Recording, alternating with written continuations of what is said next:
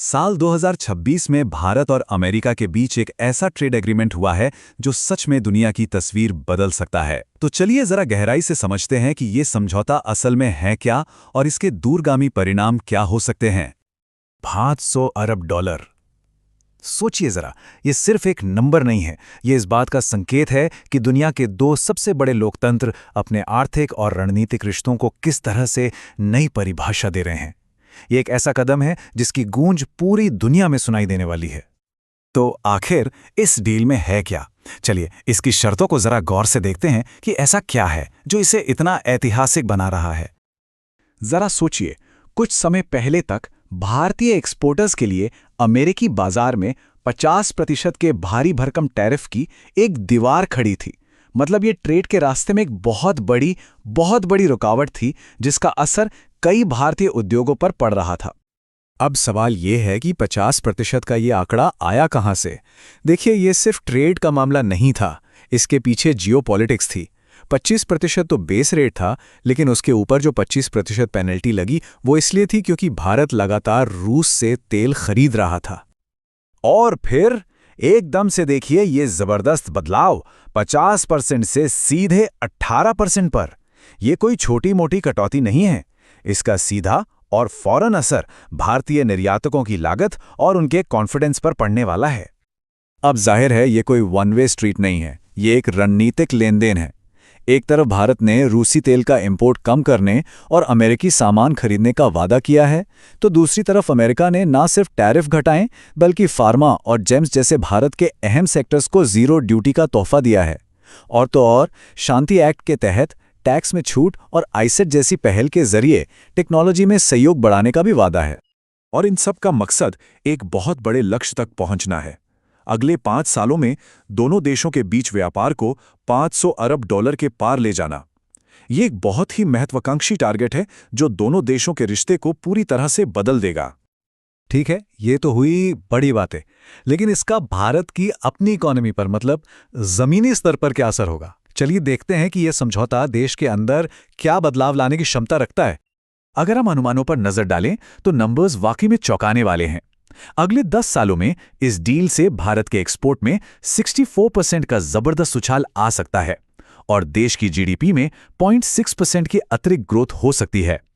ये नंबर्स भारतीय अर्थव्यवस्था के लिए एक बहुत बड़े बूस्ट का संकेत हैं। तो इसका सबसे ज्यादा फायदा किसे मिलेगा? कपड़ा, फार्मा, रत्न और इंजीनियरिंग जैसे उद्योगों को। ये वो सेक्टर्स हैं जो ऊंचे टैरिफ की वजह से अमेरिकी बाजार में अपनी कॉम्पिटिटिवनेस मतलब प्रतिस्पर्धा खो रहे थे। अब वे फिर से मजबूती से वापसी कर सकते हैं। और हां, ये डील सीधे सीधे भारत की एक बहुत बड़ी पॉलिसी मेक इन इंडिया को भी जबरदस्त बूस्ट देती है। देखिए, सीधी सी बात है, जब एक्सपोर्ट बढ़ेगा तो देश में मैन्युफैक्चरिंग बढ़ेगी और उससे बड़े पैमाने पर रोजगार के नए मौके पैदा होंगे। ओके, तो इकोनॉमी की बात तो हो गई, लेकिन ये कहानी सिर्फ पैसों की नहीं है, इसका असर बहुत गहरा है। ये समझौता दुनिया के पावर बैलेंस को बदल रहा है। चलिए जूम आउट करके अब इसकी बड़ी पिक्चर देखते हैं। ये जो लाइन है ना, ये सब कुछ कह देती है। मतलब साफ है, ये सिर्फ एक ट्रेड डील नहीं, ये जियोपॉलिटिक्स है। ये हिंद प्रशांत क्षेत्र में चीन के बढ़ते प्रभाव को बैलेंस करने की एक बहुत सोची समझी कोशिश है। तो ये दुनिया को बदल कैसे रहा है? पहली बात, ये क्वाड जैसे ग्रुप्स को और मजबूत करता है। दूसरा, ये फ्रेंड शोरिंग को बढ़ावा देता है। मतलब कंपनियां अब अपनी सप्लाई चेन चीन से निकालकर भारत जैसे दोस्त देशों में लाएंगी। और तीसरा, ये एआई और सेमीकंडक्टर जैसी फ्यूचर टेक्नोलॉजी में सहयोग को आगे बढ़ाता है। लेकिन हर चीज की कीमत होती है ना, और यहां भारत के लिए एक बहुत बड़ी चुनौती खड़ी हो जाती है। अपने पुराने और भरोसेमंद साथी रूस के साथ रिश्तों को कैसे संभाला जाए? देखिए, भारत की फौज का एक बहुत बड़ा हिस्सा रूसी हथियारों पर चलता है। हमारा लगभग 60% डिफेंस इंपोर्ट रूस से होता है। अब सोचिए, एक तरफ अमेरिका से इतनी गहरी दोस्ती और दूसरी तरफ रूस पर यह निर्भरता। ये एक बहुत ही मुश्किल सिचुएशन है। यहां पे आपको एक बड़ा विरोधाभास दिखेगा। एक तरफ भारत रूस से भारी मात्रा में डिस्काउंट पर तेल खरीद रहा था और दूसरी तरफ अब यह वादा है कि रूसी तेल कम करके अमेरिकी एनर्जी खरीदी जाएगी। ये एक बहुत बड़ा पॉलिसी शिफ्ट है। और यहीं पर वो सबसे बड़ा सवाल खड़ा होता है जिसने हमेशा से भारत की फॉरेन पॉलिसी को डिफाइन किया है, रणनीतिक स्वायत्ता।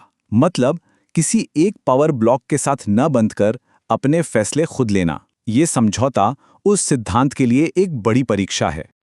अब आते हैं उस देश पर जिसे इस पूरी डील में नजरअंदाज नहीं किया जा सकता, और वो है चीन।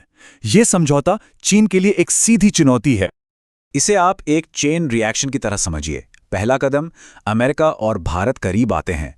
दूसरा कदम, दुनिया की सप्लाई चेन चीन से दूर हटने लगती है। और तीसरा और सबसे अहम कदम, बीजिंग की तरफ से जवाबी कार्रवाई की संभावना बहुत बढ़ जाती है। तो चीन क्या कर सकता है? देखिए, उसके पास कई ऑप्शन हैं। वो भारतीय सामानों पर ट्रेड बैरियर लगा सकता है, या फिर वो भारत की दुखती रग पर हाथ रख सकता है, जैसे कि दवा बनाने के लिए ज़रूरी APIs या इलेक्ट्रॉनिक्स के लिए ज़रूरी रेयर अर्थ मिनरल्स का एक्सपोर्ट रोककर। इन चीज़ों के लिए भारत काफ़ी हद तक चीन पर निर्भर है। और ये सब कुछ हमें आखिर में एक बहुत बड़े और मुश्किल सवाल पर लाकर छोड़ देता है। क्या भारत ने आर्थिक तरक्की के लिए अपनी दशकों पुरानी स्ट्रेटेजिक ऑटोनॉमी यानी रणनीतिक स्वायत्तता का सौदा कर लिया है? ये एक ऐसा सवाल है जिसका जवाब तो आने वाला वक्त ही देगा, लेकिन एक बात तय है, ये समझौता भारत और दुनिया के भविष्य को हमेशा के लिए एक नया आकार